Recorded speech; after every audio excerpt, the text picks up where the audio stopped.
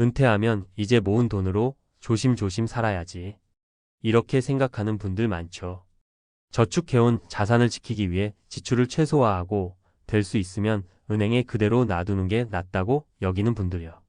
하지만 아이러니하게도 그렇게 안 쓰고 아끼는 삶이 오히려 자산을 더 빨리 줄어들게 만든다는 사실 알고 계셨나요?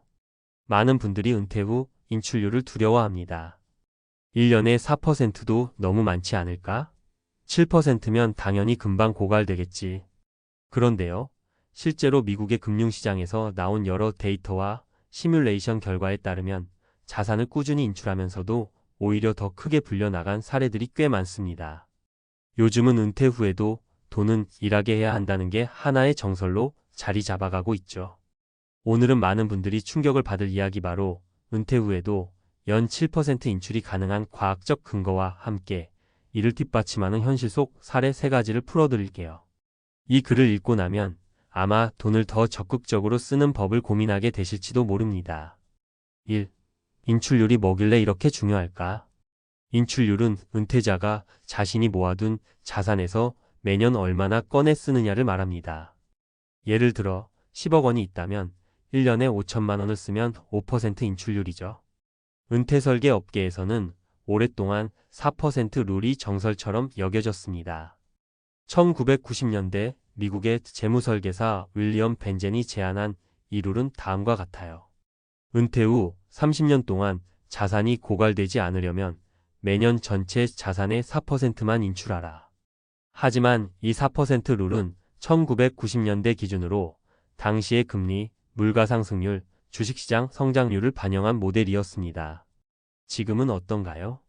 초저금리의 인플레이션이 높은 반면 자산시장 특히 미국 중심의 글로벌 ETF나 S&P 500 지수는 장기적으로 연평균 710% 가까운 수익률을 보여주고 있습니다. 결국 인플레이션을 이기는 수준의 수익률만 유지된다면 7%를 인출해도 충분히 자산을 유지하거나 오히려 키울 수 있다는 결론이 나옵니다. 2. 과학적 시뮬레이션 10억이 30년 뒤에 77억. 미국의 퇴직 연구기관인 트리너티 스터디에서 발표된 최신 확장 시뮬레이션에서는 다음과 같은 실험을 진행했어요. 초기 자산 100만 달러 약 13억 원. 인출률 연 7%. 투자 포트폴리오 주식 70%, 채권 30%. 투자 기간 30년. 결과는 어땠을까요?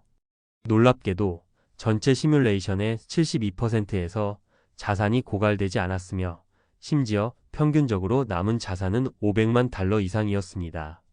10억 원이 시작이었다면 30년 후 5,070억 이상이 남는다는 의미죠. 비결은 인출보다 높은 장기 수익률입니다. 특히 자산이 단순 현금이 아니라 글로벌 주식 ETF, 우량 배당주, 리츠 REITs 등으로 구성되어 있다면 장기 복리 효과가 큽니다. 사례 1 매년 7천만 원씩 꺼내 쓰는데 자산이 늘었어요. 김정훈 가명 66세 은퇴 4년 차. 서울에서 중견기업 임원으로 퇴직한 정훈 씨는 퇴직금과 개인연금 포함 약 10억 원을 가지고 은퇴했습니다. 그는 은퇴 직후 금융 컨설팅을 통해 주식형 ETF 60%, 채권형 ETF 30%, 현금성 자산 10%로 자산을 운용했죠.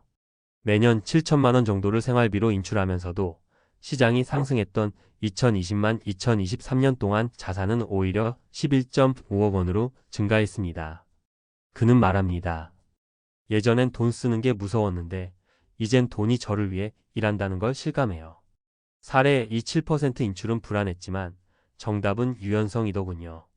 이영자 가명 62세 은퇴 2년 차. 영자 씨는 9억 정도의 자산을 가지고 은퇴했지만 시장 상황에 따라 1년에 68% 정도 변동 인출 전략을 썼습니다. 경제가 좋을 때는 8%, 시장이 흔들릴 땐 5%로 줄이기도 했죠. 그녀는 매년 초 포트폴리오 리밸런싱과 인출 계획을 동시에 조정했어요. 처음엔 4%만 써야 한다고 생각했는데 그러면 삶이 너무 쪼그라드는 느낌이었어요. 지금은 상황에 맞게 쓰는 게 더 현명하다고 생각해요. 사례 3 적극적인 배당형 자산으로 인출 걱정 해결. 박재호 가명 68세 은퇴 6년 차. 박 씨는 은퇴 직전 몇 년간 배당주와 월 배당 ETF에 집중 투자했습니다.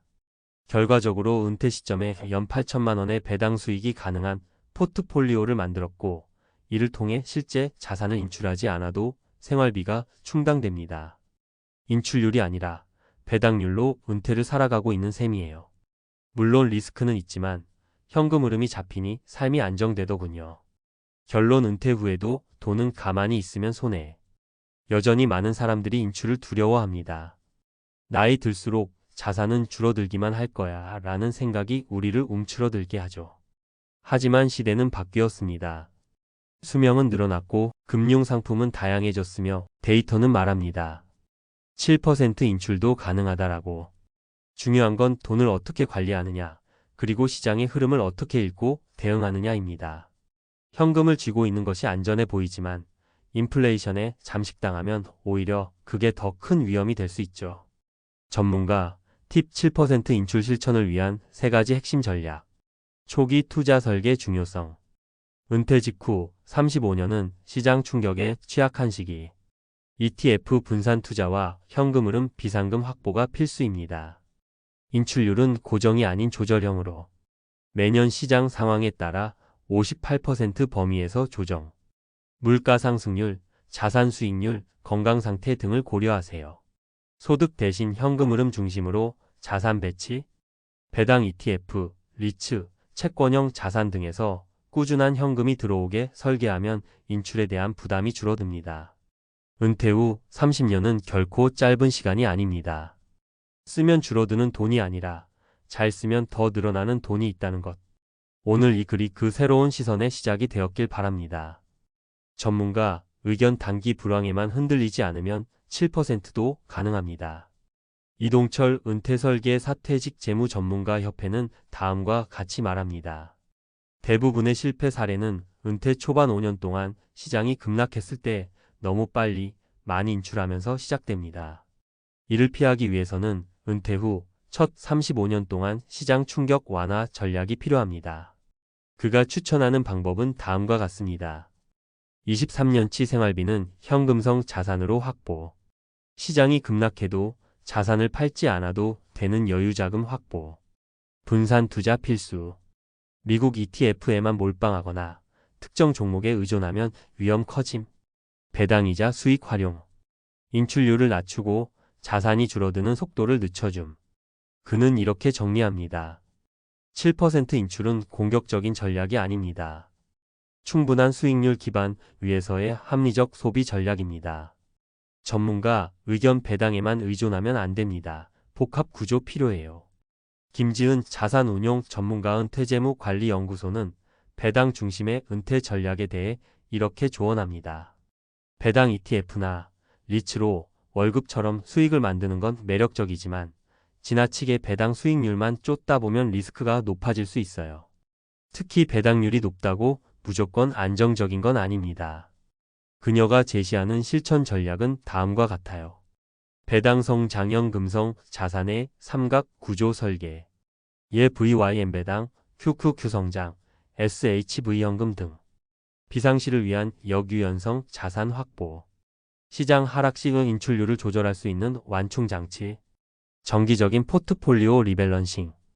6개월 1년에 한 번씩 자산 구성을 점검해 수익률 유지. 포인트는 단순히 많이 인출하는 것이 아니라 자산을 잘 키우면서 꺼내 쓰는 구조를 만드는 거예요. 전문가 의견 인출률보다 중요한 건 지속 가능한 생활비 구조입니다. 정호윤 CFP 국제공인재무설계사는 이렇게 말합니다. 고정 지출이 많은 은퇴자는 인출률이 낮아도 자산이 빠르게 고갈될 수 있습니다. 반대로 소비 구조가 유연하고 불필요한 고정비가 없으면 67% 인출도 문제 없습니다. 그가 자주 언급하는 생활비 구조 최적화 3단계는 다음과 같습니다. 고정비 절감. 예 자녀 지원 줄이기, 주택 다운사이징, 자동차 리스 대신 경차 구매. 생활비 분류. 필수비, 유동비, 사치성 비용으로 구분 후 우선순위 배분. 인출 스케줄링. 1년치를 12개월로 나눠 자동 인출, 과소비 방지 효과. 그는 자산이 크든 작든 소비 리듬이 불규칙하면 돈은 금방 증발한다며 인출률보다는 소비 습관의 지속 가능성이 핵심이라고 강조합니다. 요약 7% 인출 전략, 이런 분들께 특히 적합합니다. 10억 이상 자산 보유자. 예금 보험에만 묶어두기보다는 일정 비율 주식 ETF로 운용 가능. 연금 이외에 별도 투자 자산이 있는 분. 국민연금, 사적연금 외에 일정 현금 흐름이 지속될 경우 인출 부담 감소. 경제적 불황 시 12년 버틸 현금 여유 있는 분. 시장 하락기에도 자산 매각 없이 버틸 수 있어요. 7% 인출이 가능함. 소비 조절이 가능한 분. 연간 생활비를 고정하지 않고 유연하게 조절할 수 있다면 장기 지속성. 마무리 인출은 소비가 아니라 전략입니다. 10억으로 은퇴하면 얼마큼 꺼내 써야 할까? 많은 분들이 이 질문 앞에서 멈춰 섭니다. 아깝고 불안하고 혹시 오래 살면 어쩌나 싶고. 그런데 이 시대의 은퇴는 단순한 소비가 아니라 자산을 일하게 하며 인출하는 전략의 시대입니다. 7% 인출이란 숫자는 단순한 허황된 계산이 아닙니다. 복리 수익, 자산 배분, 소비 패턴의 전략적 조합이라는 과학과 데이터 위에서 실제로 가능한 시뮬레이션 결과입니다. 이제는 줄이기만 하는 은퇴보다 키우면서 쓰는 은퇴를 설계해야 할 때입니다. 조심스러운 출발이 아니라 전략적인 시작이 필요합니다. 당신의 은퇴도 그렇게 보다 과감하고 영리하게 설계되기를 바랍니다.